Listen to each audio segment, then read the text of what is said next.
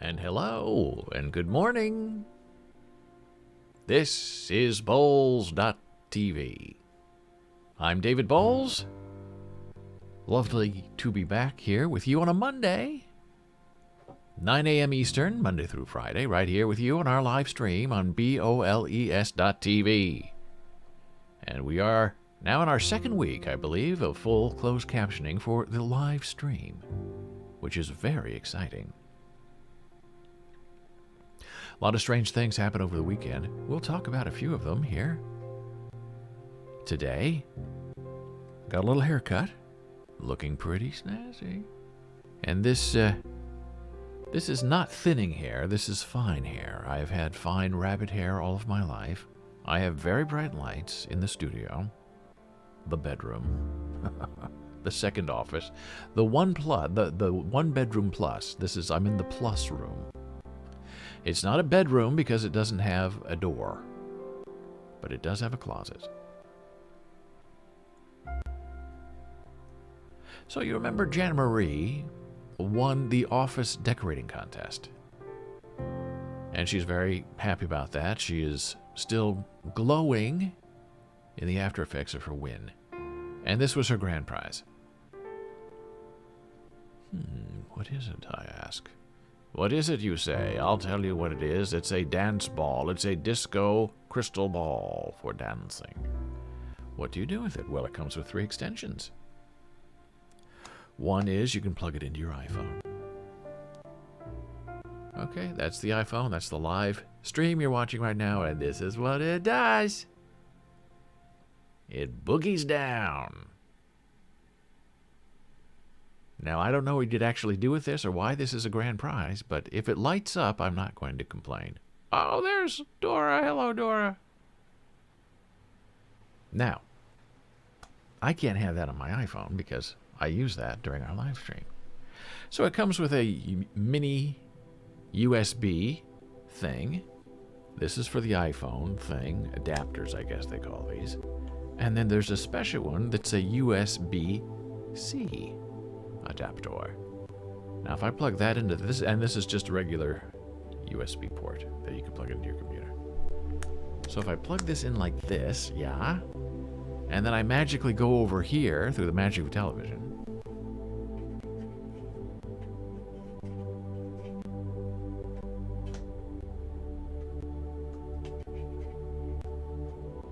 and I plug this into my laptop,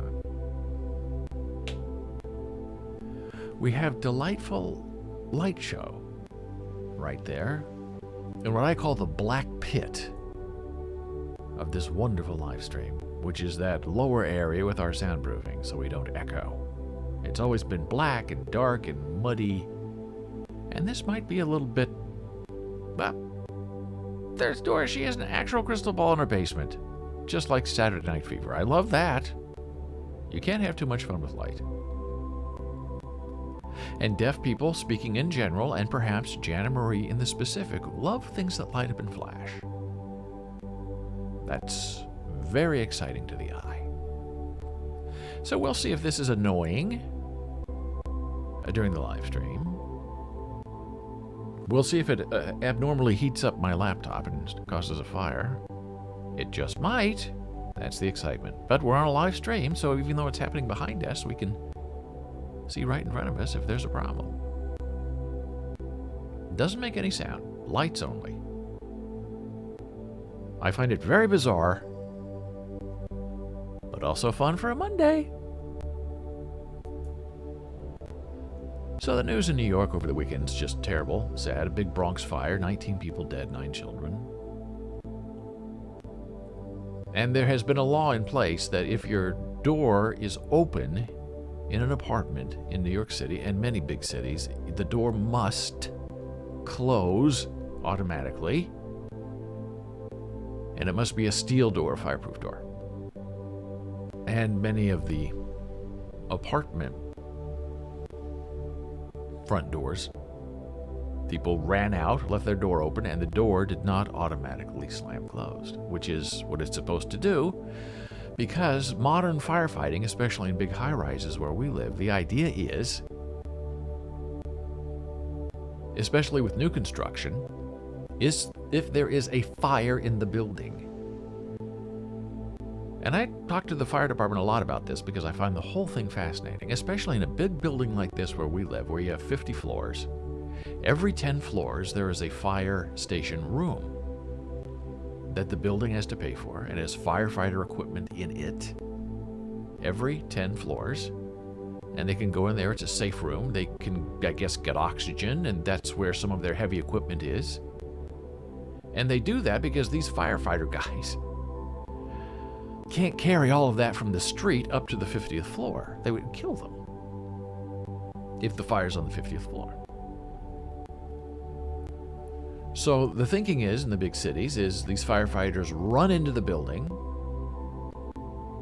know where the fire is, they run up to the 3rd floor, or the 30th floor, which is 10 flights, which is exhausting. It takes me 11 minutes to go as fast as I can from the 1st floor to the 22nd floor, where we live. 11 minutes. One way. I am old and slow, but I'm also not carrying a lot of equipment with me. And then when they get to the floor above or below where the fire is, they go into the designated room, they put on their stuff, and they go fight the fire. And the thinking is, if there is a fire in a high-rise, in a new high-rise today, you do not leave your apartment. You close the door, you stay inside unless the fire department explicitly tells you to leave and evacuate, because you're safer in your apartment than you are in the hallway or in the stairwell. Why? Because these new buildings are built like little fireboxes. Every apartment is surrounded by cinder block, so there are no paper-thin walls between apartments. Not anymore. That's out. That's old. And if you have a fire in your apartment,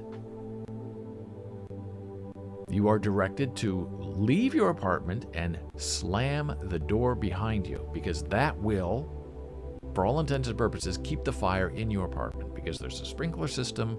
It will sense it. It will not spread like wildfire to the apartment next to you.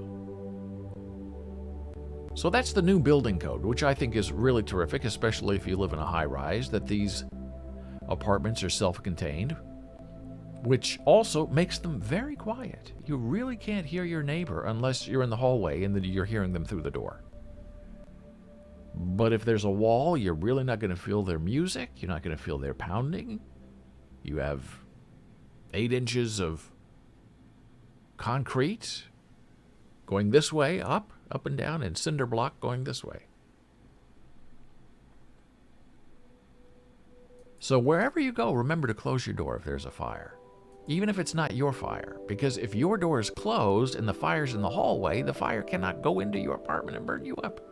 And burn up all your stuff. And that was the problem in the Bronx. People panicked, and they ran out and left their doors open.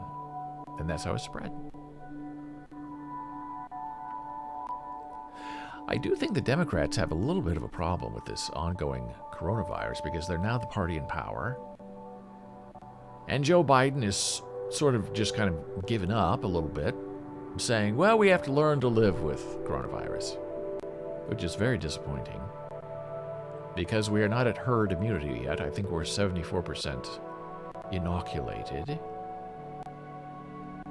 And we're now in day 4 of Chicago public schools being closed because the teachers refuse to go and teach. They do not feel safe. And it's so interesting how these big liberal cities in Chicago and New York City, the 2 mayors are saying, kids belong in school. We need to protect the kids. It's all about the children. Protect the children. The children are protected if they're in the classroom. The classrooms need to be open. Get in there and go teach. And they never talk about the safety of the teachers. And I come from a family of teachers. My beautiful wife, Jana Marie, is a teacher. I am a teacher. We all teach. And it's just a little disgusting how all they can talk about, these people in power, are the safety of the children. Well, who's going to teach the children? You're going to put the children in the classroom with nobody there because the teachers are sick or getting sick from their children. And then we look to Australia, and I told you this last week. I said, look out, money talks. And Djokovic, as of this morning, can now play in the Australian Open. We'll see if that changes. Technically it could, but I don't think it will. And I understand people in Australia are very upset because they've been locked down. They've been responsible for a year. And then you had this hooty-faluti tennis guy, millionaire, superstar, come in and say, I'm not taking a vaccine. I can change water with my mind. I'm playing. And after 4 days in isolation, the court agrees. Well, we didn't give him enough time to respond to the wild inoculations that he is claiming. Disco ball check. No, it's not getting hot at all. That's lovely. It's LED, so it shouldn't get hot whatsoever. Oh, that's fun. And then you also look to these schools. Columbia, my alma mater, Jana Marie's alma mater, NYU, they have not really announced what's going on in school yet. Are they going to delay a week? Are they going to start on the 24th?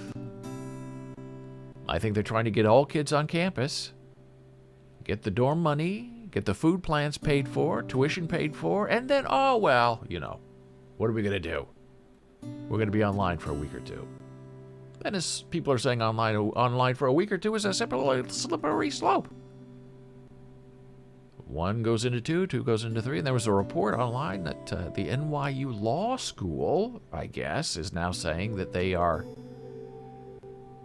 pushing back the start of their semester, I think a week, to February 4, and they are leaving up to individual instructors to be online or in person for the first couple of weeks of class.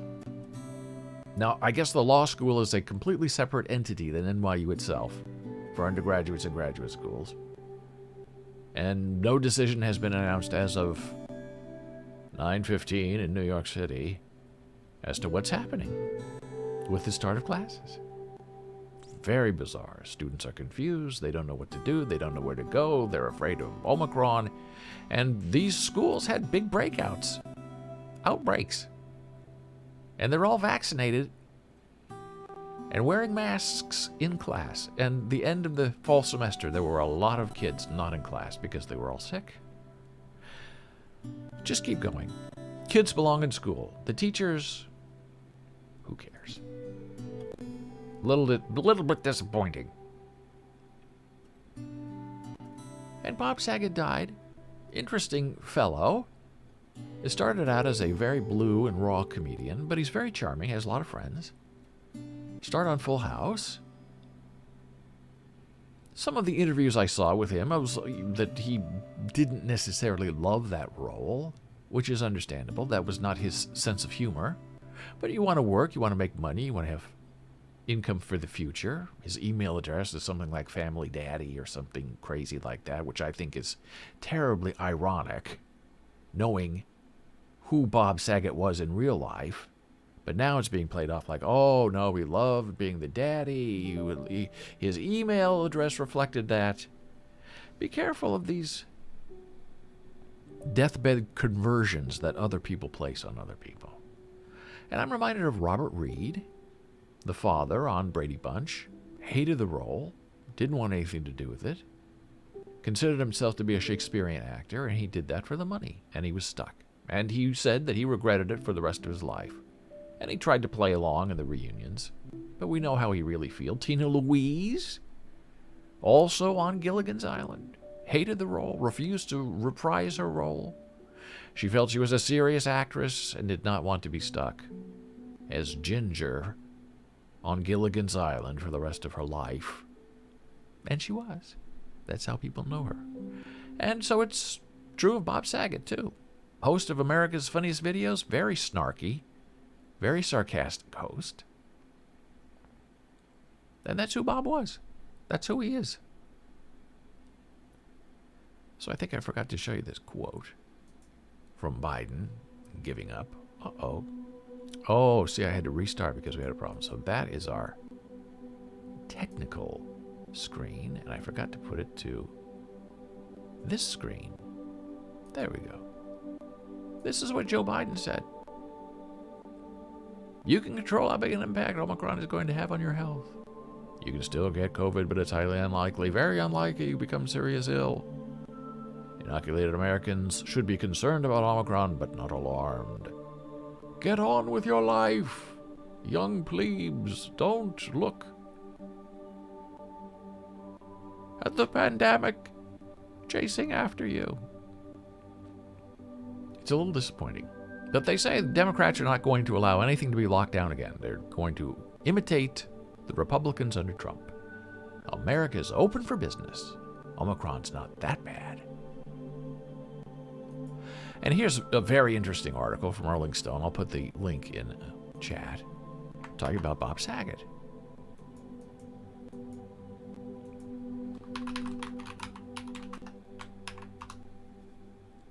About the real Bob Saget. Bob Saget had a filthy, filthy mouth. That was his comedy routine. And people who would see him over the years after Full House went off the air would go in person expecting to see Danny Tanner or whatever the name of his character was. And they'd be shocked that he's up there cussing and talking and being filthy-mouthed. That was the real Bob Saget, which is great. That's why people loved him, because he was very funny and very reliable.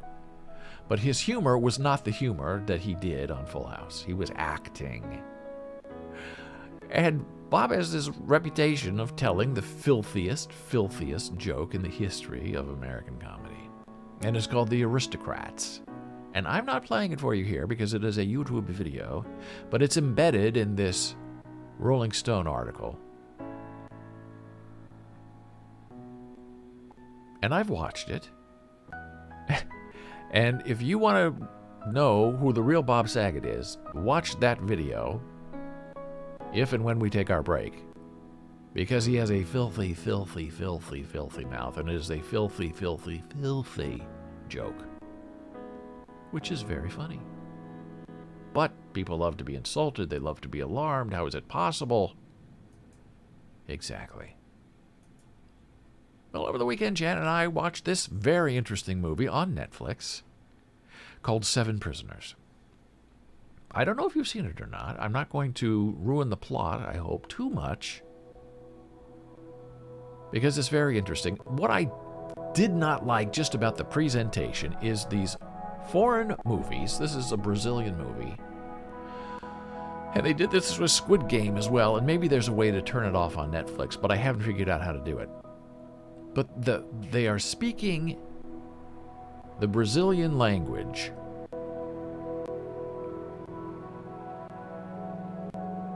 on screen with terrible American voiceovers dubbing in the American lines. I would much rather prefer just to have open captions.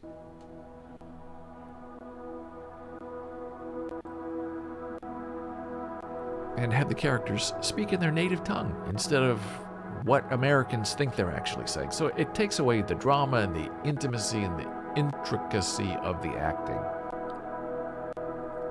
But this is a story of power. And how power can corrupt even the most innocent and virginal intentions. And throughout the movie, you are waiting for the terribleness to stop and for the right thing to happen. And you watch as things unfold, and as people change, and as people are changed by circumstance, and you slowly and surely begin to realize that nothing's going to change, that power corrupts absolutely, and that the moment we're waiting for in this movie never arrives. Of course, it never arrives. So, I'm not going to say anything more about it. But 7 Prisoners, short movie, hour and a half. It's worth your time. Very interesting topic. Now we turn back to COVID, and this is a really, really interesting story about IPV, intimate partner violence. And it was a big thing before COVID-19, and it's even worse now with COVID-19, where women especially are stuck at home with their abusers with no way out. And this is how they define in this very interesting and easy to read story about brain injury. Brain injury is defined as an injury producing an alteration in brain function or other evidence of brain pathology caused by an external force or an acceleration, deceleration, rotational force during an episode of physical IPV. Blunt force trauma to the head or face or violent shaking can cause neurological deficits, loss of consciousness, traumatic brain injury, TBI, and death. Strangulation is often experienced during IPV and can result in hypoxic ischemic brain injury due to oxygen and nutrient deprivation of the brain. COVID-19 has increased these brain traumas globally, a crisis referred to as the shadow pandemic. Risk of intimate partner violence, reported incidence rates, higher levels of severity, and demand for shelter have all increased. Our findings verify these early observations as discussions highlighted in the increased risk of exposure and severity for women. Particularly concerning is the ongoing exposure of repetitive head injury, a known concern for athletes in high-impact sports, and an emerging concern for women survivors of intimate partner violence. So they've quantified COVID-19 and its effect on women stuck in these relationships. I'll put the link to the study in chat so you can take a look at it later. It's very interesting, super easy to read, not a lot of mumbo-jumbo conversation.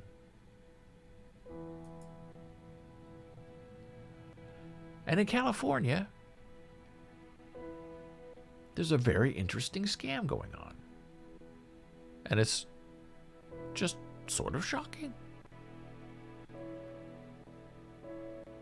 People are faking out the return for deposit in California.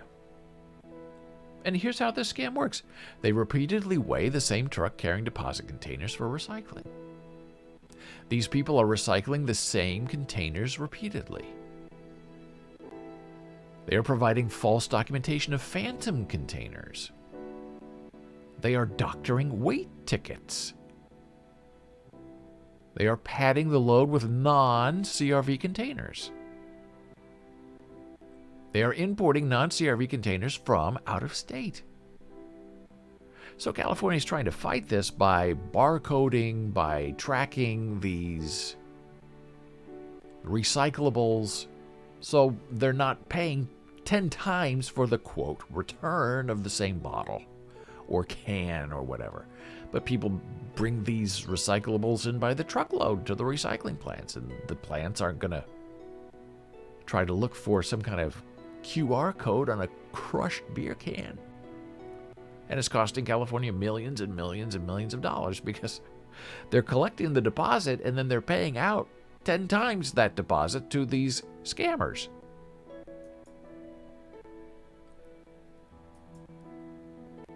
And also talking about sort of scams that are going on, which is a little bit of a theme we're going to work with today. Another fascinating study, and I will put the link, Disability and Unions, in chat.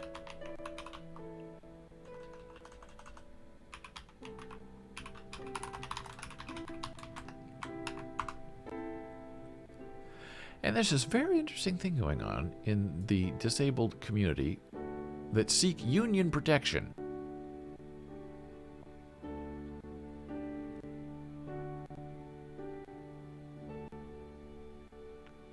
And I'll just read a little bit of this to you because it's so interesting. The results are not due to demographic or occupational factors, but to the lower rate at which people with disabilities are hired into union jobs. All right, so if you have a union, you don't want to hire disabled people.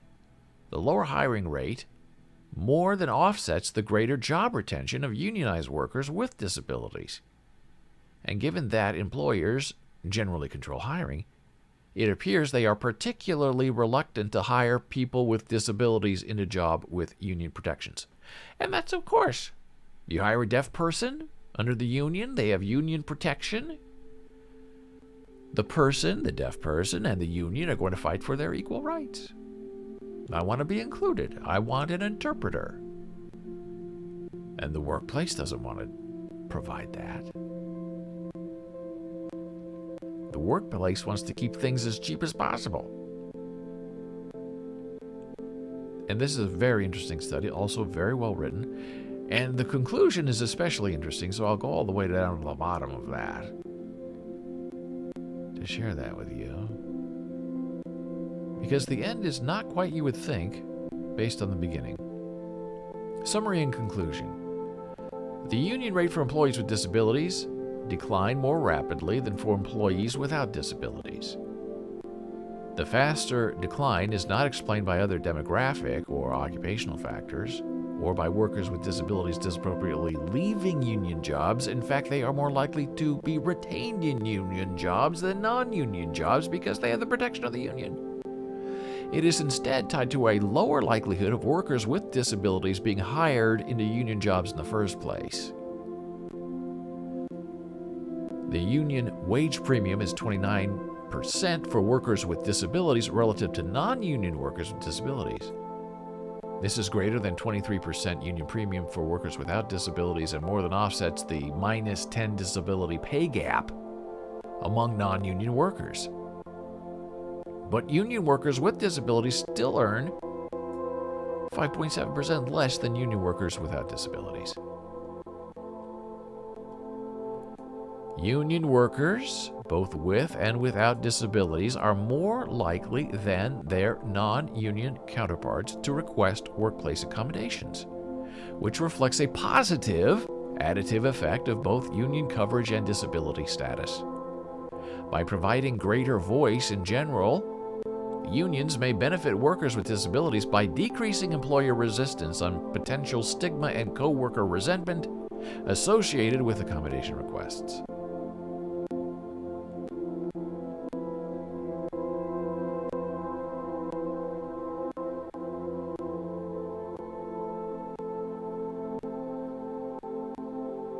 It should also be noted that our period of study immediately followed the passage of the ADA Amendments Act, which was designed to increase coverage by clearing up and explaining legal interpretations of the ADA.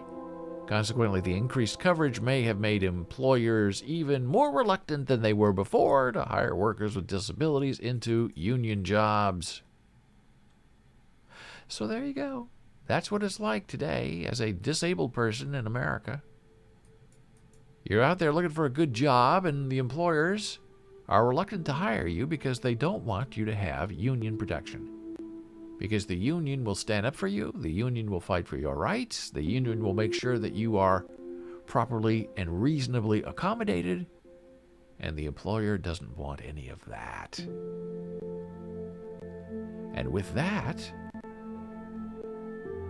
the disappointment and the scamming just begins in our conversation today. We're going to come right back after a brief blood pressure break to talk about some of these scams and how to recognize them and how to avoid them.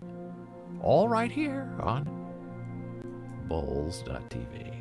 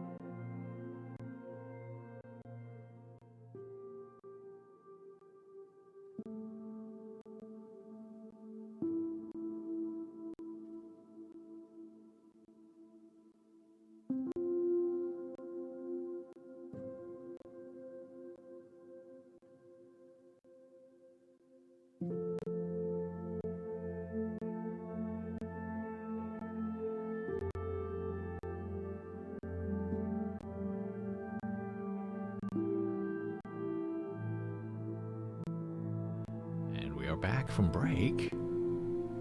I'm David Boles, and this is Boles.tv, BOLES.tv, checking our disco light on the break. It's looking good, it's staying very cool, it's not too hot.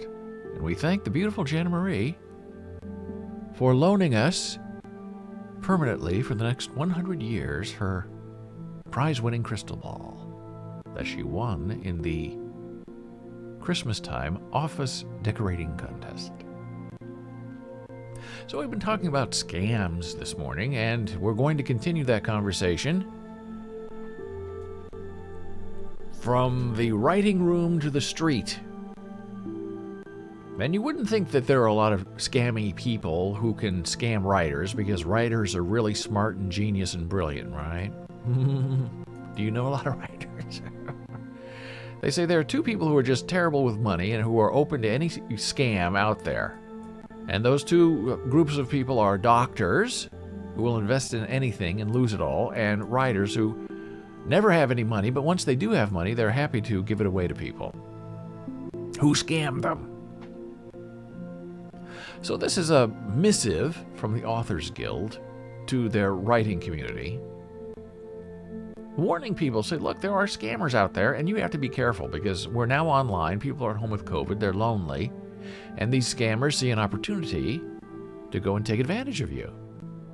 As we previously reported, this person who was trying to rip off these writers would send out emails impersonating real people working in the publishing industry. A specific editor, for example, by using fake email addresses.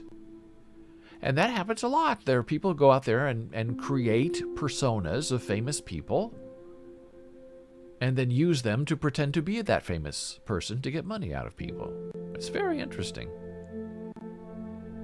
And this scammer of writers would employ slightly tweaked domain names like penguinrandornhouse.com instead of penguinrandomhouse.com, putting an RN in place of an M. And if you look typographically, RN next to an M, they look very similar, especially if you have older eyes or you're not paying attention.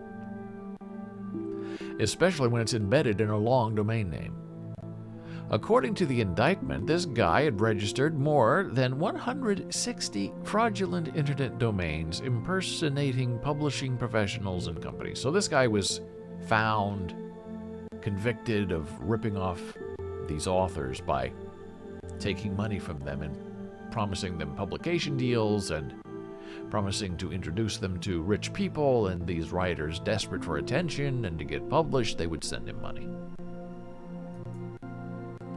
So here are some notes from the Authors Guild.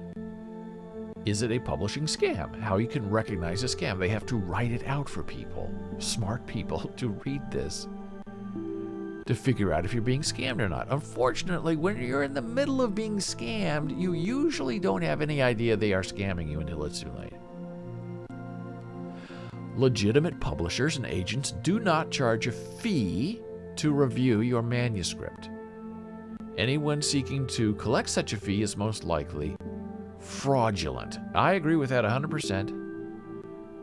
No honest manager, publisher is going to charge you a reading fee for them to decide if they want to represent you. And I meet a lot of writers who will pay fees. Some people pay $25. Some people pay $500. And these are not, superstar named agents. These are scummy people on the internet saying, I'm an agent and I might take you on and make you $1 million, but for me to do that, you have to pay me $500 first. And then I'll read your script, and if I like it, then I'll take you on as a client, and if I don't like it, well, that was my reading fee, that $500. And people pay $500, and then the agent takes the money, the alleged agent takes the money and says, I don't think we're a good fit. Thanks for the money.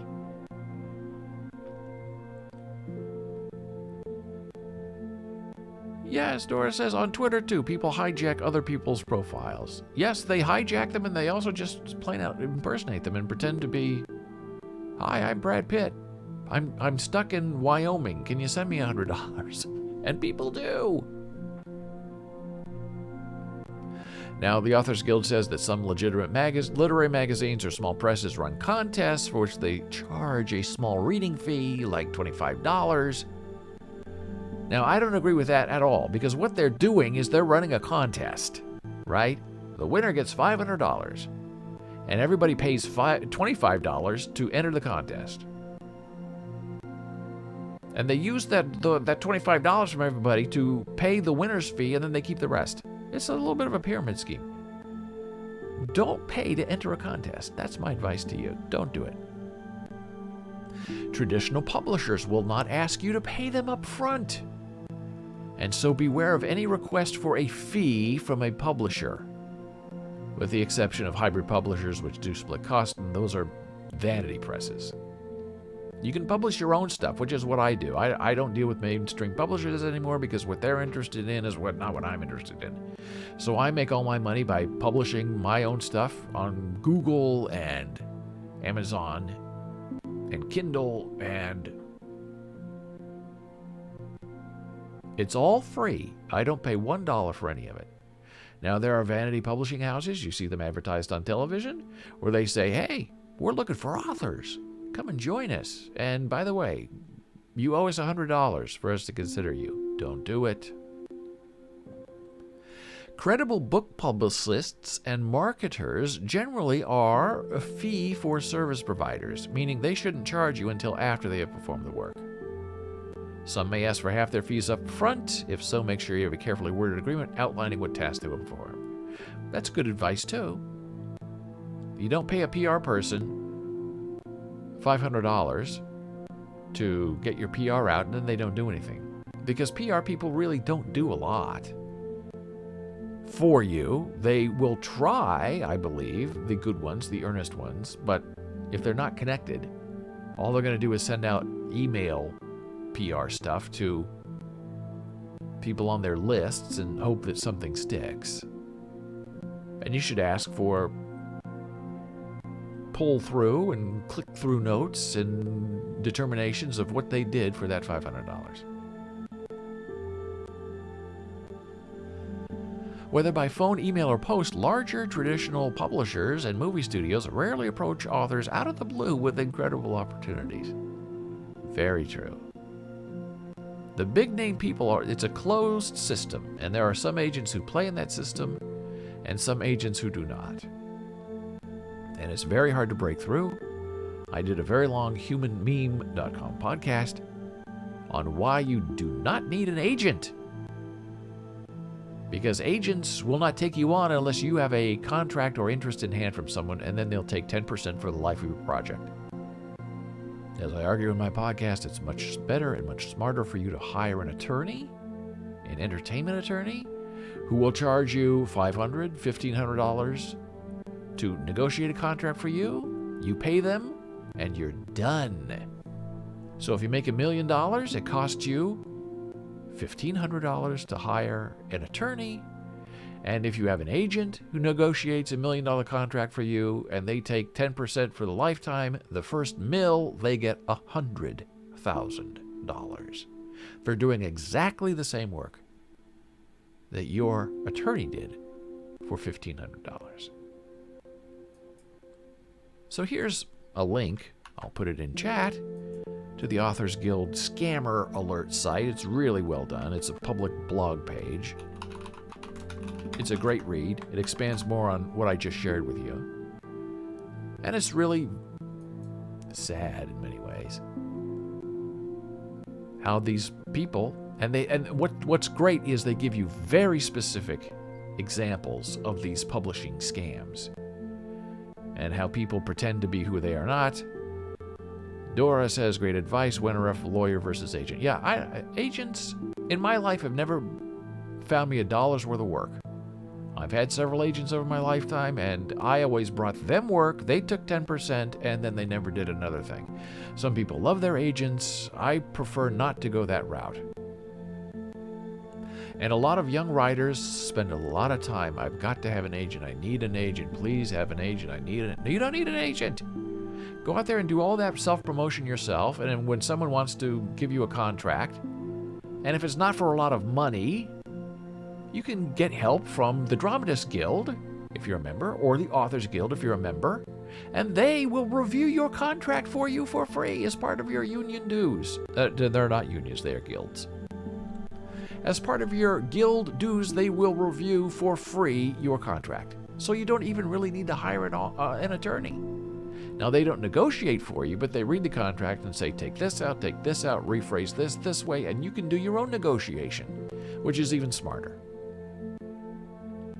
I prefer to go a private attorney route because it's a little faster, and I think that the free services of the Dramatists Guild and the Authors Guild should be reserved for people who really have no money to hire a private attorney, and they're desperate, and I don't want to overwhelm them.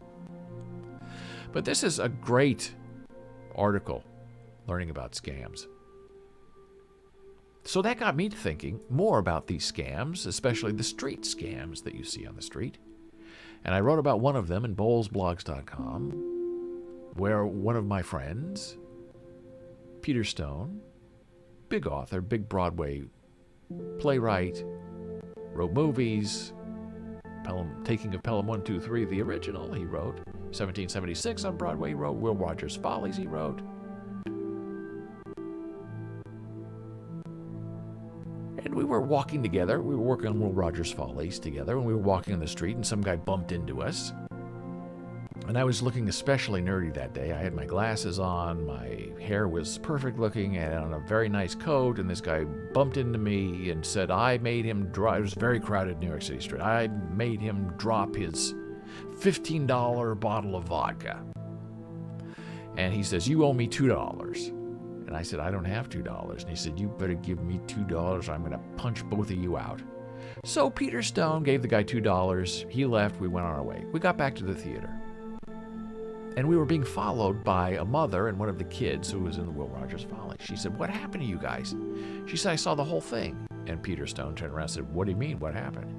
She said, that guy, you guys walked by him and he dropped his bottle of vodka. And I was like, what? And Peter Stone was older, tough guy. What? So Peter left the theater and went looking for the guy and came back. Said, I can't find him. And the woman said, look, this is a common scam in New York City, where people try to get $2 out of you by claiming you made them drop their drink. And she said that what you do with these people is you don't ignore them because they're going to chase after you. All you say is, hey, I'm sorry you got bumped. Let's find a police officer and have the police officer decide if I need to pay you something. And she said the second you mention police officer, they turn around and run because they know the police officers know the scam. So every day when we go out for our lunch, Peter Stone and I would walk, and Peter Stone, it used to be a wonderful time to chat about life and writing and topics. And from then on, he was looking for that guy with the vodka bottle so he could go, I guess, beat him up or get his $2 back. I don't know. So that's one street scam you need to be aware of that happens in the big cities. A longer scam always begins with friendship. People you don't know come up to you on the street, or your neighbor or someone in your neighborhood, and they suddenly want you to be friends. And people generally like to help other people. Oh, you need some help? I'm happy, I'm happy to help you. And so then maybe you help them, give them direction, loan them bus fares, something like that, and they're grateful. And then they come back later and they have tragedy after tragedy after tragedy. Oh, my mother took my kid. I don't have enough to make the rent. Do you think you could help me, friend? And that's all part of the longer con of becoming your friend, of becoming attached to you. And you rarely ask them for a favor. They're always asking you for a favor. And you find out more about them, and that, oh, well, they have a verifiable job, so they must be a good person. They're not going to try to get a lot of money out of me. They also want to separate you and keep you out of the loop like if you're married or you have a good set of friends, they try to isolate you. So they are your only friend and they control you. And I remember one time Jana was on the street in New York City, and this woman out of nowhere came up to her and said, "Oh, you are so interesting." And I was like, And the woman said, "Does your name begin with a J?" And see, this is all part of the psychoanalytical thing where they try to get in on your good side. They're trying to friend you. And doing research about this particular kind of scam, J is the most common name in America. Names start with J. And Jana is aware, her spidey sense is going off, that something's going on, but she's willing to play along. She says, "Yeah, my name is Jana." Oh, and then the woman goes on and tries to talk to her about what she's doing and how you could be involved, and, let's get together tomorrow and I could give you a reading because I'm a psychic. And Jana's very polite and she just plays along and says, "Well, not today. Thank you so much." And that happens quite often with people on the street coming up trying to strike up a conversation with you. Just be careful. People you don't know coming up to you as if they're your best friend. Watch your pockets is what I say. Watch your wallet. Keep your hand on your purse. And then this whole celebrity scam that we talked about earlier with the Authors Guild. There was a guy who used to live in our building. And where we lived at the time, we had no money. We were very poor, and everyone in our building was very, very poor. And there was a guy who lived above us who claimed to be a celebrity PR representative. And immediately I knew he was lying and he's a fake, because a celebrity PR with all the people he said he knew would not be living in that kind of building in our neighborhood. No way. And this guy never paid his rent, and he was loud, and he was a hoarder.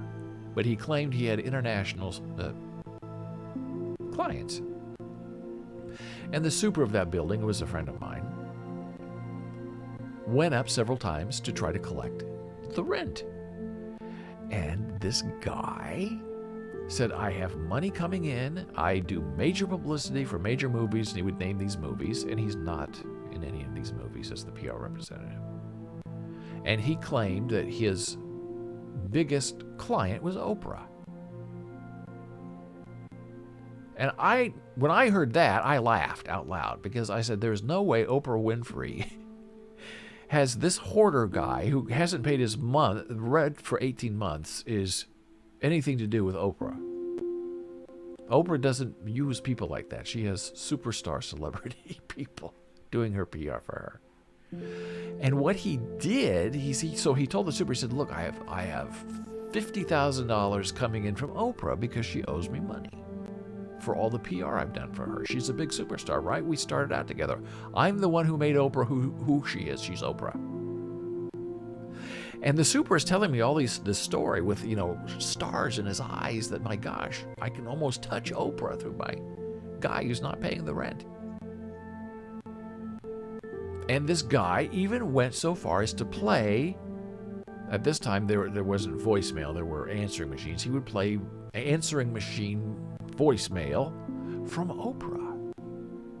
"I have the money coming, you're my best friend." Played 10 messages from Oprah, apologizing for not paying on time for the super. And the super was a low information Spanish guy who ate it up. He said, "I heard it. I heard Oprah talking to him." I said, "Jose, it's not Oprah. It might be a friend of his pretending to be Oprah, doing an Oprah impersonation. She's very well known. She has a very interesting voice that is very recognizable. I'm sure anybody could imitate Oprah. It's not Oprah." And he thought that I was lying to him, and he became upset with me. He became upset with me that I didn't believe that Oprah was sending that tenant $50,000 to pay his back rent. And I said, "I understand. You're in it. He's scamming you. And I understand you're getting pressured by the landlord to collect the money, but the money's not going to be here. So just, put a time frame on it. Okay, I need the Oprah money, by Tuesday. And of course, there was no Oprah money, and about 6 months later, the landlord had enough and just threw him out, and they went to court to get rid of him, and one day he just vanished. Left every single thing in his apartment. And if you did a search on his name, you found out that he was a classic scammer. He'd been in prison for kiting checks, stealing from people, taking advantage of elderly people. He had a record. I said, how did you guys rent to this guy? You did background checks on me, you did background checks on Jana and on our cat, and you did a background check on this guy? Probably not. He said he's Oprah's representative. We don't have to background check him. Meanwhile, he skipped out on 18 months of rent and left all of his hoarding stuff behind. It took them 3 weeks to clean out that hoard.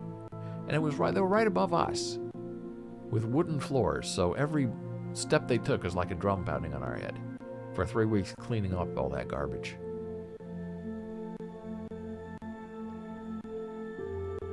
Now, also these scammers, they want to deal with you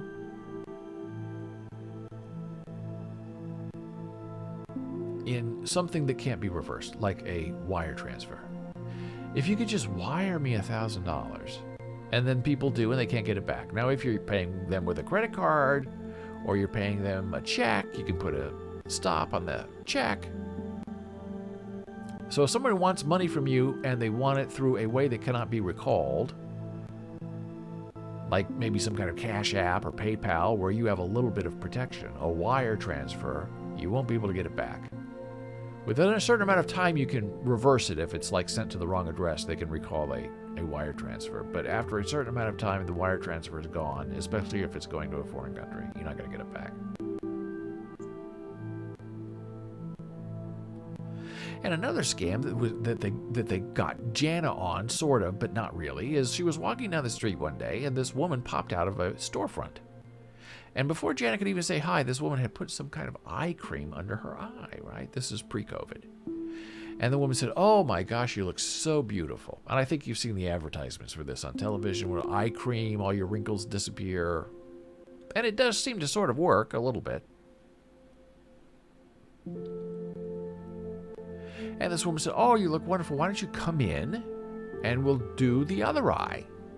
And she said, "Well, I'm on my way to work. I can't stop." And she said, "Okay, well, you can see how beautiful you look in this eye." And it was a difference. And the woman showed her a mirror. It happened to me in the Bahamas. Oh, here we go. This is good. These are universal scams then, just not America. And the woman said, you need this. And Jess said, "Well, I have to talk to my husband." And she said, "Well, call your husband right now." So she called me and she said, FaceTime. So the woman can't hear what we're saying because we're signing to each other. And I said, and she said, "Don't worry. I'm just want to see where this goes. I want to see I want to learn from this. I know we're not going to spend any money, but I just want to keep going." And so she hung up the phone. And later she told me, she said, "Well,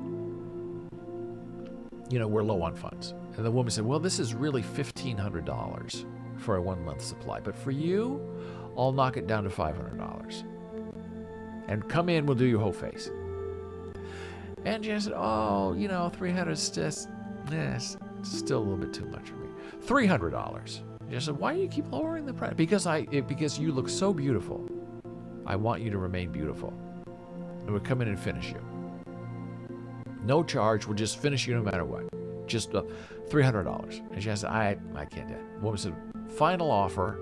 Take it or leave it. $150 for this little thing. And we'll give you a full facial. Do the other eye. You'll be beautiful." Same speech, hard sell, but I resisted, Dora says. Yeah. And Jess, "I'm sorry, I'm late for work. I really need to go."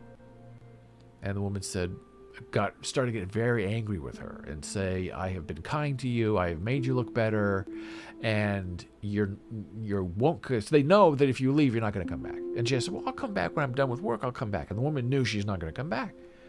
So she's trying everything she can to get her inside the store, I'm sure, so she can lock her in a room and really put pressure on her. And Janet kept demurring and saying, no, thank you.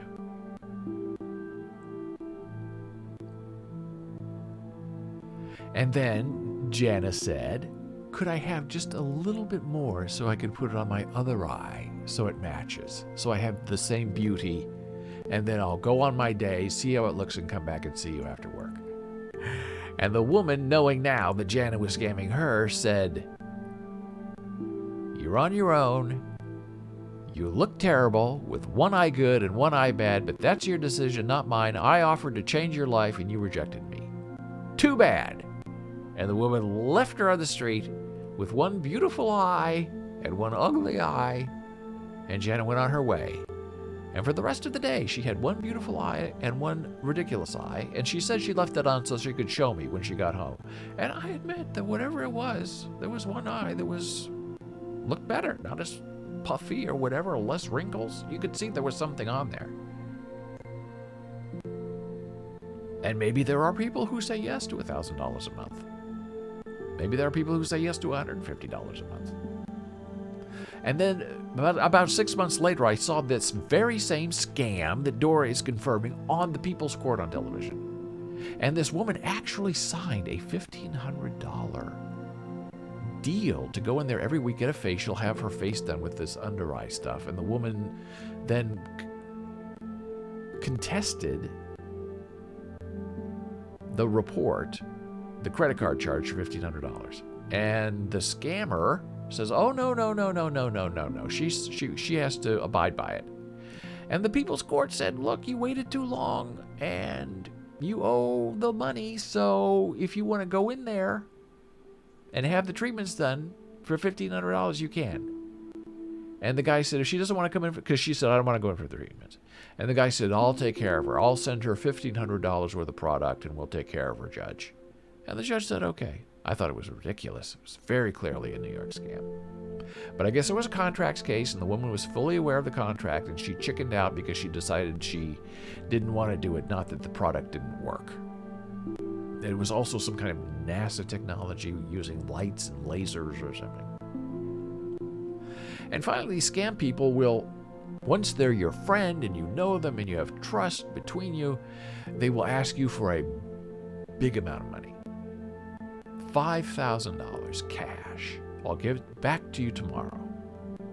Then you're all nervous. This is my friend. I care. They need the money for an operation. Well, I don't know what to do. They just need to pay the doctor until their other check clears.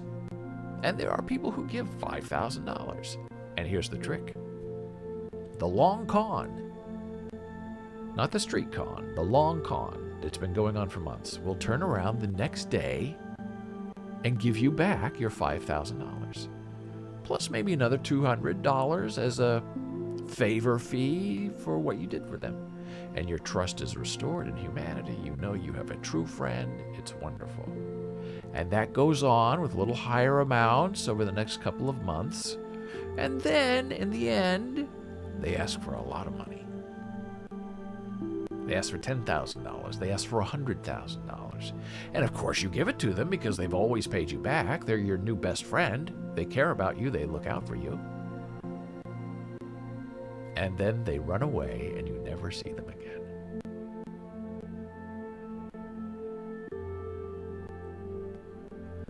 So that's the publishing street scam, long con scam. And then, my friend, there is one more type of scam that's just too delicious not to include in this conversation.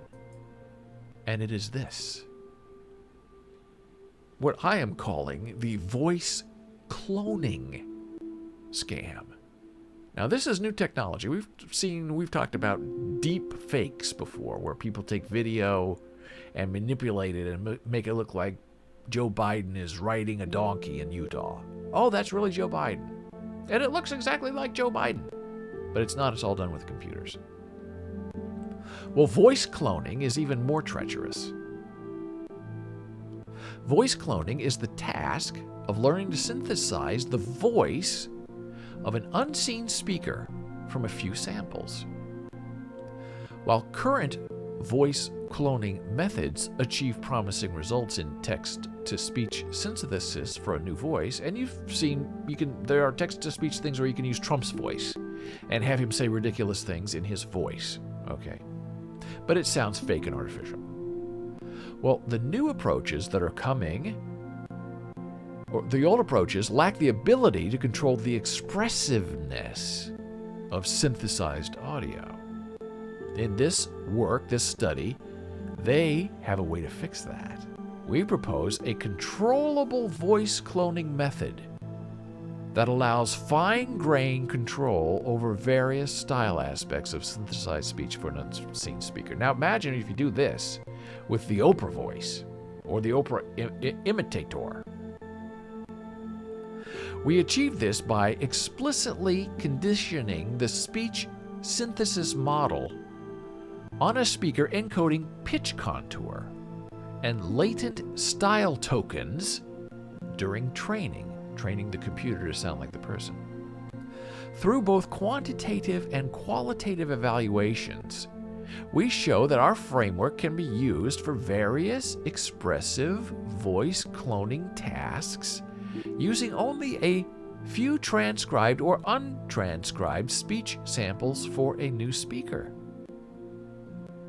These cloning tasks include style transfer from a reference speech, synthesizing speech directly from text, and fine-grained control by manipulating the style conditioning variables during inference.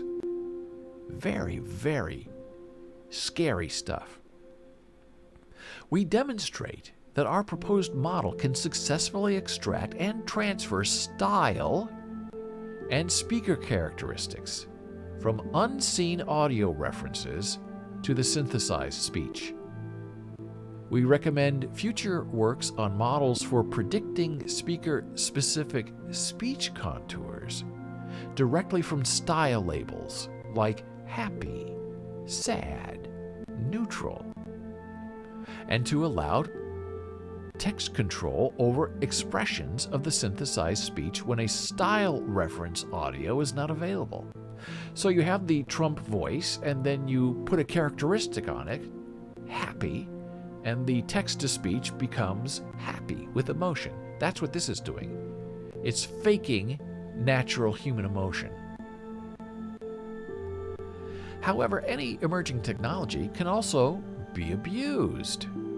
Realistic voice cloning technology can be used to create voiceovers for subjects of deep fake videos and has the potential to be used maliciously to spread disinformation for creating inappropriate content. Also, the technology can be abused for circumventing speech based on user authentication systems in smart devices. So someone can fake your voice emotionally to unlock a device. We seek to discourage the unethical use of our technology. Upon the release of public access to our voice cloning app, we plan to incorporate techniques to watermark the speech generated by our model. And to that I say, good luck with that. I'll put the link to this also in chat. Expressive neural voice cloning.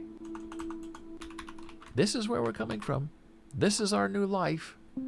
This is the new reality that is chasing us. Is it really Donald Trump on the phone telling you you've won $1 million? Is it really your sister asking you to come and help her? And you go, and you show up, and your sister is not there, but someone with a gun is waiting for you. And voice is so much easier to clone emotionally than video. You can call somebody and do a whole big fake out just with audio. Leave a message, voicemail with someone. Practice it. Have a script. Put quotes out into the world from famous people and make them say things that they never said before. And how do we verify it? Oh, it's going to be watermarked. Who's going to check a watermark on a voicemail in real time when time is of the essence and someone is trying to fake being your friend? It's a big problem. I don't know a way out of it. I don't know how to stop it because it's already here.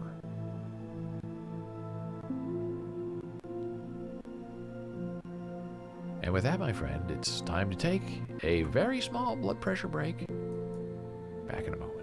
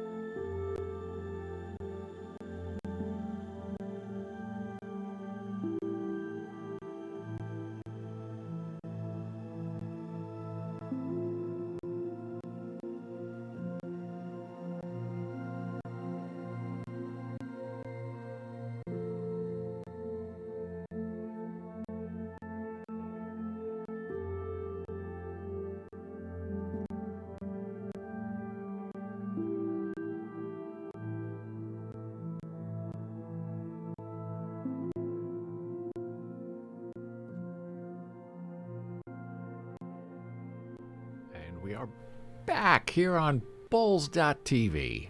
BOLES.TV. I'm David Boles. You can reach me via email, david@boles.tv.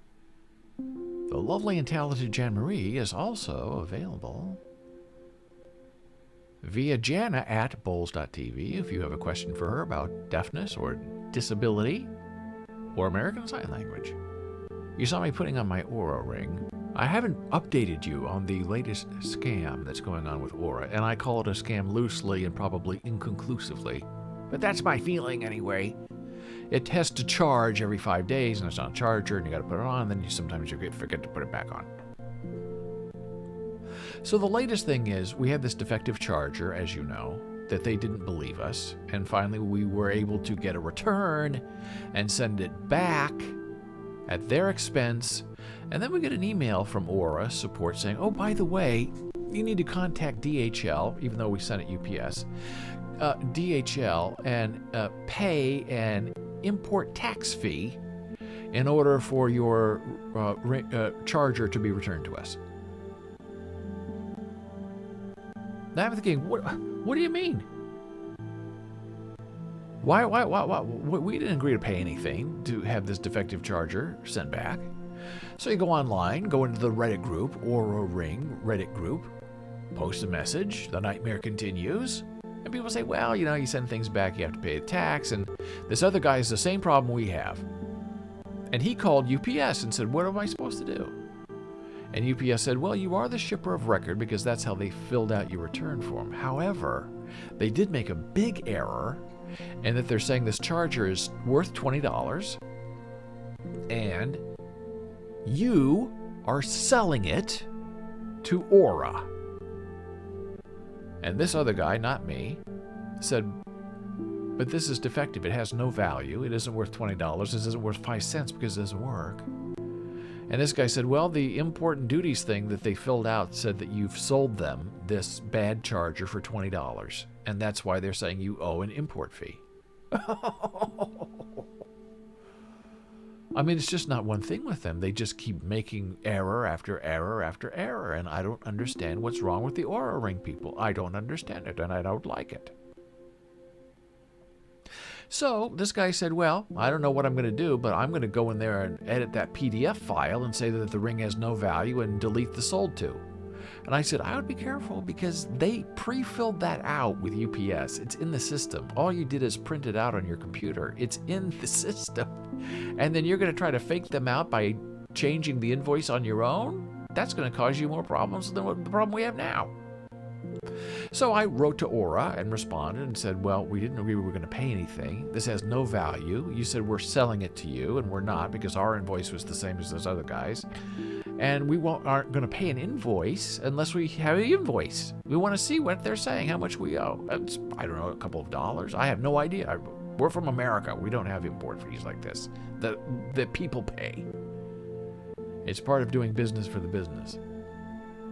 And so now we're waiting for their next reply to tell us what to do with our... Because they said they can't tell... It's in Finland. The charger is in Finland, but Customs is not releasing it until we pay to have it released because we're selling it to Aura. Absolute insanity. I don't understand why they can't pay. They said, well, you need to call DHL and pay. What? Who said that? Where did that come from? And obviously, from the conversations we're having online, Aura has a problem with these Generation 3 chargers because it doesn't appear they have them. You can't purchase them. There aren't any available. And my friend online says they probably want ours back on an emergency basis so they can, try to fix it and then send it off to some other ridiculous person. I don't know. It's a big mess. And not a very happy mess. So I guess that's our final scam of the day, is dealing with Aura support and them not wanting to leave you alone. And what's very interesting is people try to get help from Aura support, and they say we are understaffed. It's going to be 7 to 10 days before we can even reply to you. If we have to send you something, it's going to take 2 to 3 weeks. However, when they're trying to get something out of you, like this ring this charging ring thing that's defective, they will email you every 2 days. Say, have you sent it back? Have you sent it back? Have you sent it back? Have you sent it back? Is it back? 2 days? And you say, look, we're on vacation. We're not available for the next 2 weeks because we're on holiday. Can you send it back? Every 2 days, can you send it back? Send it back? Yeah, it hasn't been sent back yet. So they need something from you. They expect immediate response. And with them, you can wait 10 days. You can wait 3 weeks. We'll see if we feel like getting back to you.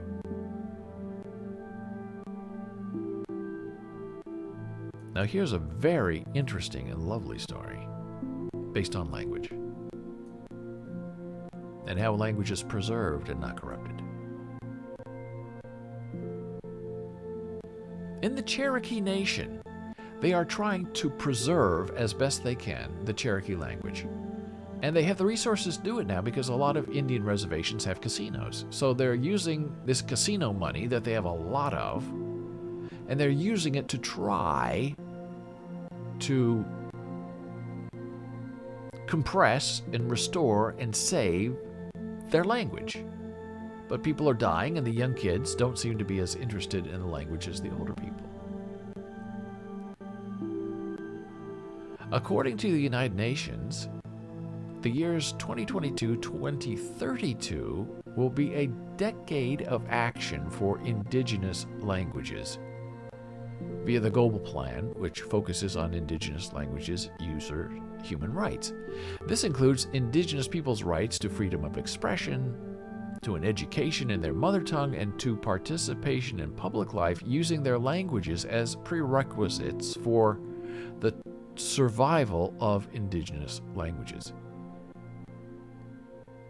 There's 573 tribal sovereigns out there, federally recognized tribes, each one with their distinct language. A fluent Cherokee speaker said, and former principal chief. Some of them are on the verge of not having many speakers left in the tribe.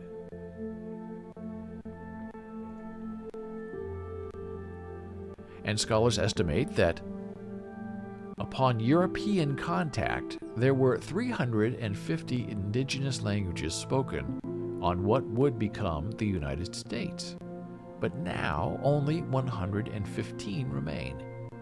Without immediate measures, it's estimated that another 79 languages could disappear in the next 20 years.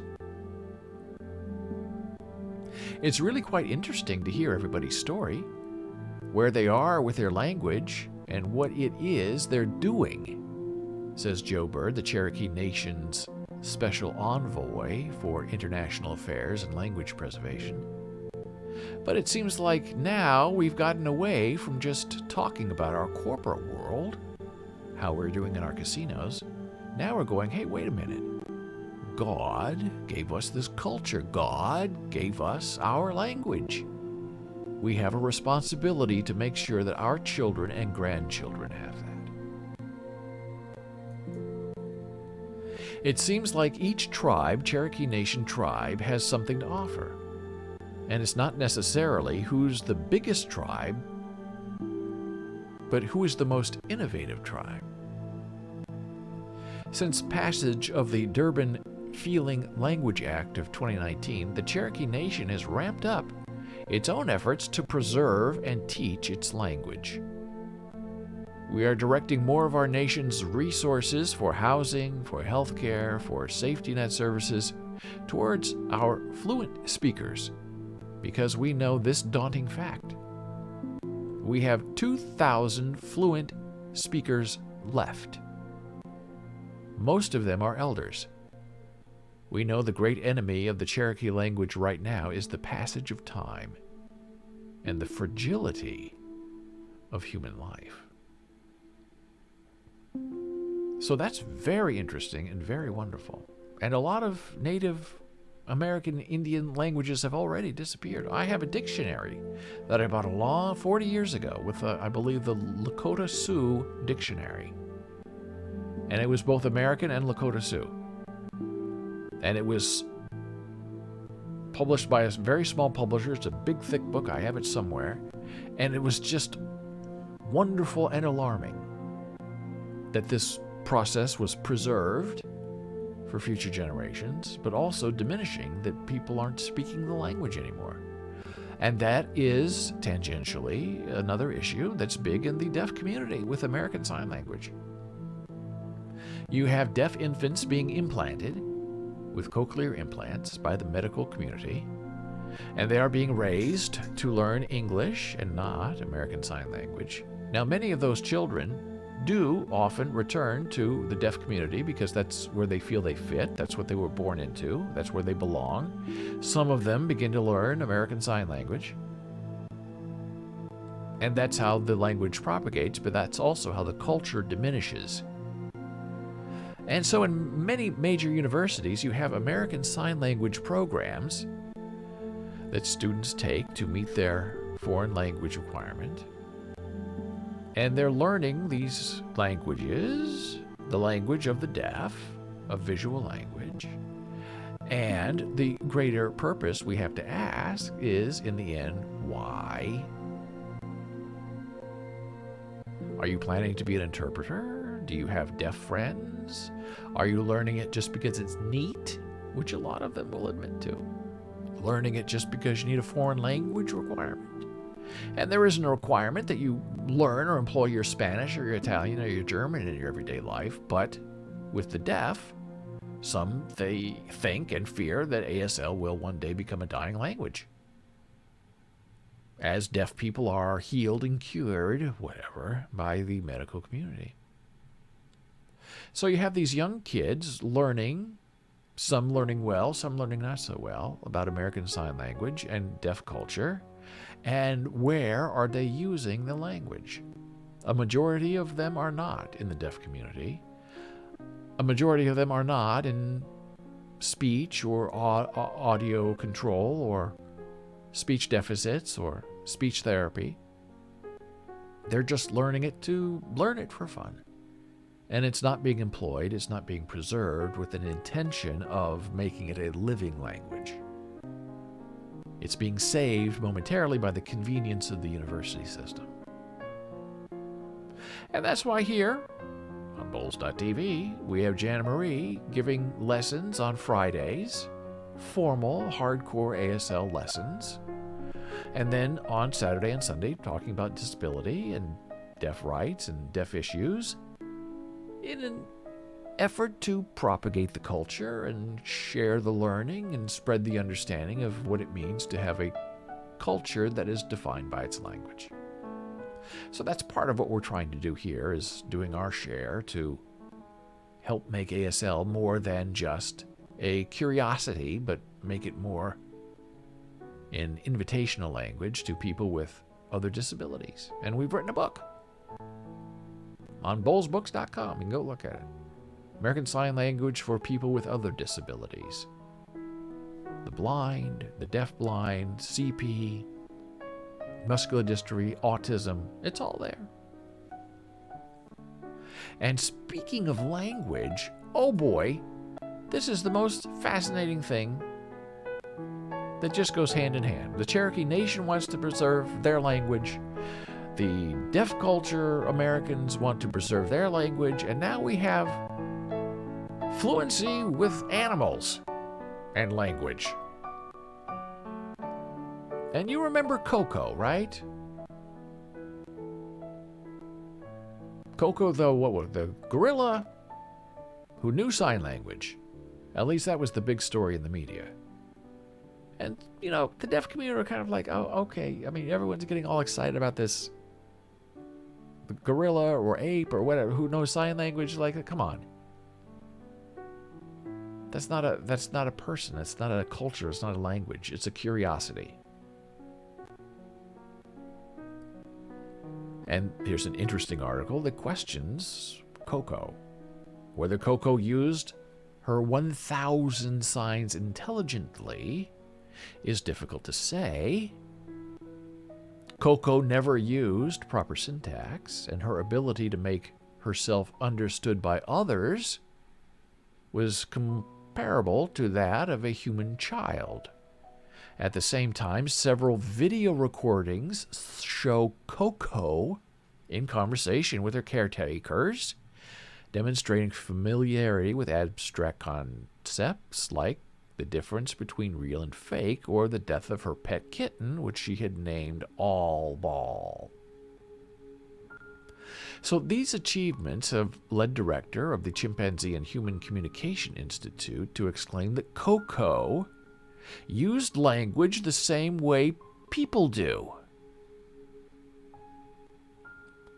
At the same time, Coco's use of the language has been questioned by many experts. A professor of translation interpreting at studies at Harvard University concluded that sign language is too complex for other great apes to truly master, which kind of makes sense.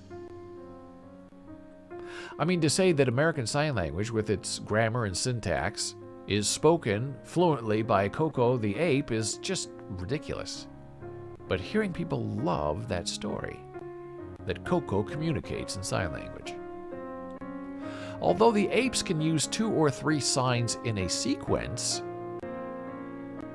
close inspection of filmed data has repeatedly shown trainers prompting them and then questionably interpreting separate responses as signed sentences.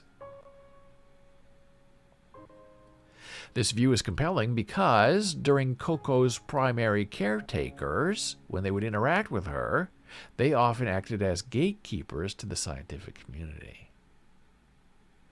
Other details about Coco's life likewise indicate that her use of language was, if not misleading, at least prompted by humans. In 2005, 3 female employees at the Gorilla Foundation filed a lawsuit claiming Coco's caregivers, under the pretext of interpreting the animal's signs, repeatedly asked them to flash their breasts. At the time, animal experts were quick to attest that gorillas are not known to fixate on human nipples.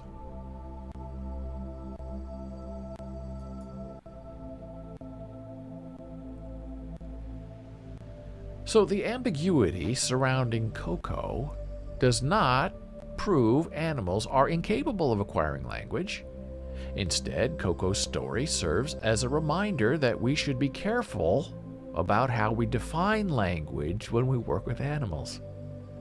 Time and again, people studying animal behavior make the mistake of projecting themselves onto their subjects, using standards that, although they might seem universal to us, are in fact distinctly human.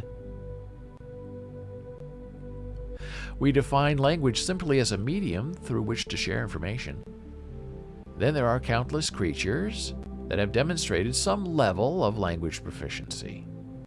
In 2013, researchers showed that individual dolphins have signature whistles that are unique to them and function much like names do for us.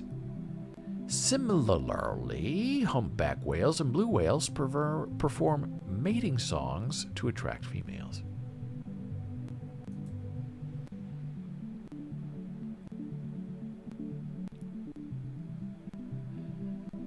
True mastery of verbal language has not been observed in animals.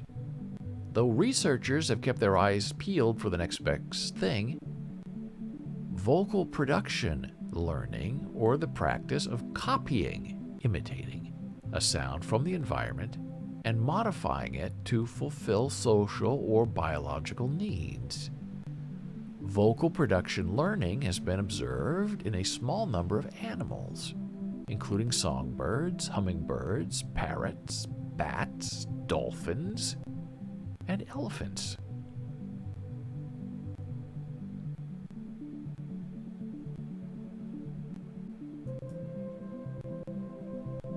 So we know that Coco and her language proficiency is maybe there, maybe not, probably not. And then there is a new additional study that is very interesting that talks about how dogs can maybe determine the distinction between spoken human language and a different kind of spoken human language, the differences between English and Spanish. And here's that story. Kun Kun and 17 other dogs were trained to lay motionless in a brain scanner, where we played them speech excerpts of The Little Prince in Spanish and Hungarian. All dogs had heard only one of the two languages from their owners, so this way we could compare a highly familiar language to a completely unfamiliar one. We also played dogs scrambled versions of these excerpts, which sound completely unnatural, to test whether they detect the difference between speech and non-speech at all. Now, I know we don't like locking dogs into things and messing with their hearing, but there are a lot of people who will say, my dog understands me.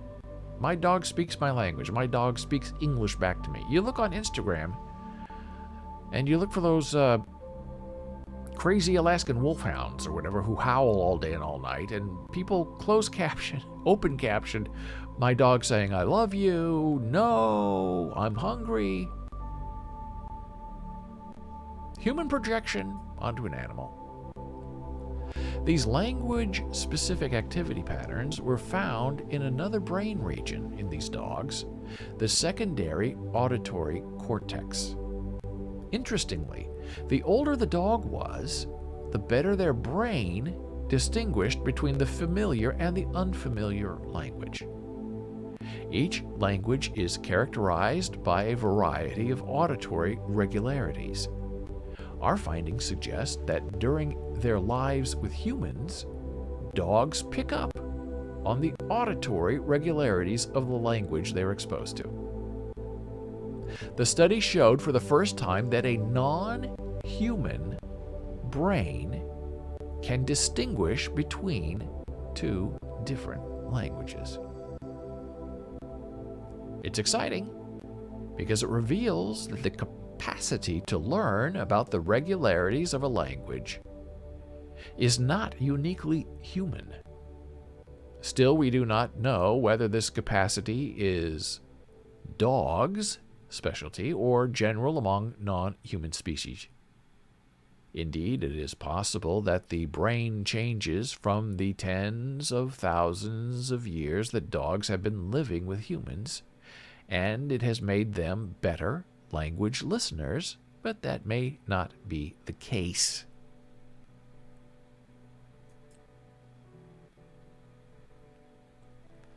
So our dogs may be listening to us and maybe understanding us, but maybe not, we're not sure, but they can distinguish between different spoken languages, which is very interesting.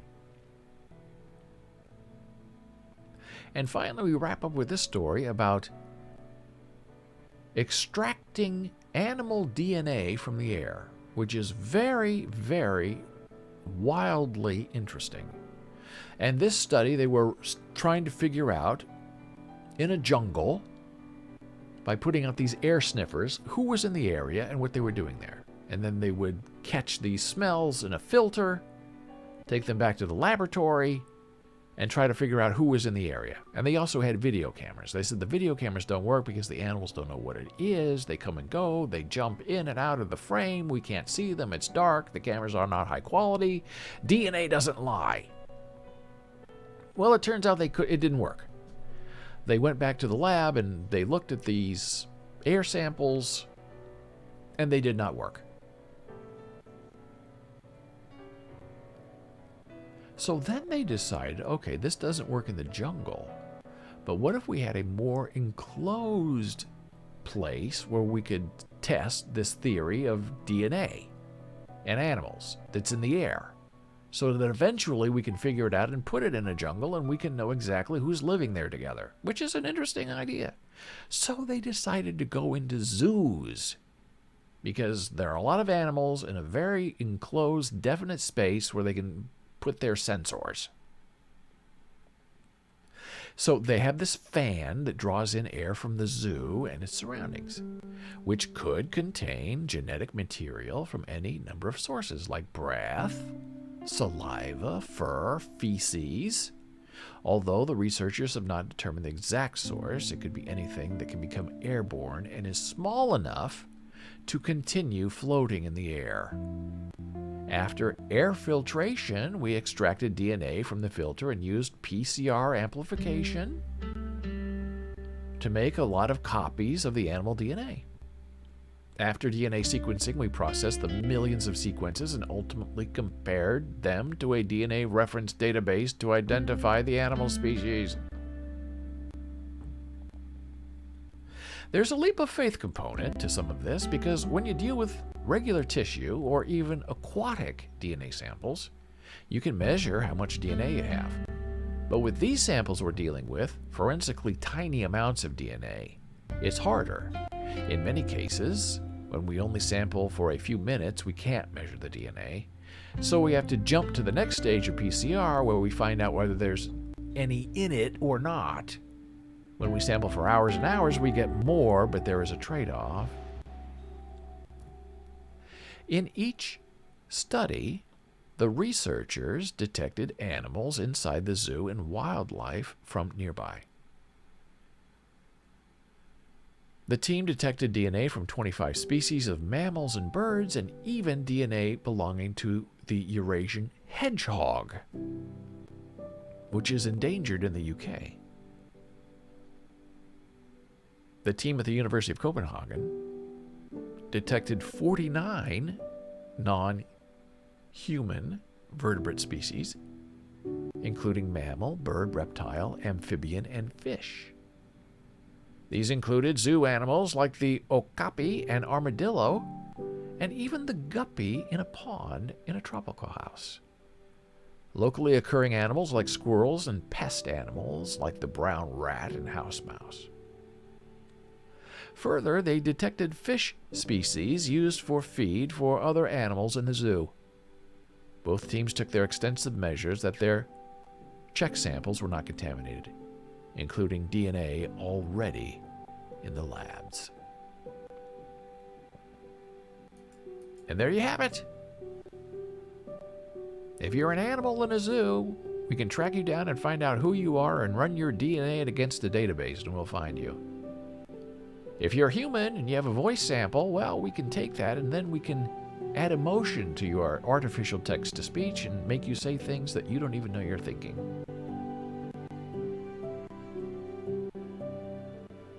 If you're part of the Cherokee Nation, your language is dying and you're spending money to try to preserve it. And you might preserve the language, but without people speaking the language dies from non-use. And that's why American Sign Language in America so far is not yet dead. But it could be in 50 years or so if we're not careful. And if the medical community is determined to eradicate all deafness in young kids, you're going to end up with generations who don't need the language and don't want the language. We may be in the twilight of American Sign Language in American institutions. We know our animals listen to us, but do they understand us? Coco is borrowing signs from the deaf community to communicate. And after further examination, maybe it was all human intervention and not real. We learned about street scams today, and the biggest scam that I think is coming is a terrifying one. If these researchers can put a filter in a jungle and determine what animals are in the area eventually by running the DNA, how far behind are they from putting similar filters in big cities? And we're only trying to catch the criminal element. But if you happen to walk by one of these filters and we happen to catch your DNA, and we happen to then PCR sequence you and amplify you, we might just keep it in our records in case in the future you do commit a crime. We'll have your DNA on file. It's for your own good, so you can't be falsely accused of being somewhere or doing something that you didn't do, because the DNA will tell us. And then how soon after that are we going to have people who can amplify and emotionally charge your DNA? And make your DNA not yours, or take your DNA, copy it, and then place it somewhere that you never were, and point the finger back at you. And who's overseeing all of this? Who's deciding what gets collected and what gets saved? Who's deciding whose DNA we keep and whose DNA we don't amplify? And you know, especially in America, if you have enough money, you can get taken out of the database, you can have your DNA sequenced to become a superhuman and then have it removed so no one else can have your DNA. Your DNA is under lock and file while the rest of us are all open. If we're in an open space and we have our fur and our spit and our feces among us, we can be amplified by a PCR test. It's good to be alive in 2022. So much promise. And so much fear and terror. Well, it's been quite a lovely show. I thank you for joining me. Lovely to have a chat with you. Our new disco ball is serving us well. It's entertained me to no end. I like having a little bit of light in that dark space. We should be dancing.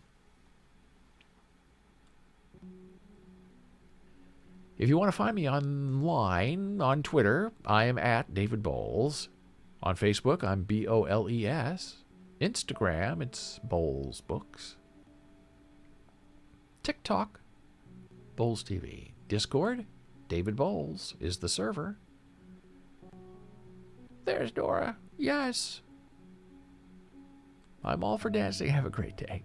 Thank you, Dora. I love having you with us. Wonderful energy, good spirit. You know a lot. I'm glad you share it with us. Go in your basement and boogie down. It's safe, I promise. You can email me, david@boles.tv. You can email Jana at boles.tv as well. Jana will be here on Friday, giving a hardcore ASL lesson in vegetables. And on Saturday and Sunday, she's going to talk about disability and accessibility and American Sign Language and deaf rights and other important issues that are clinging to us today.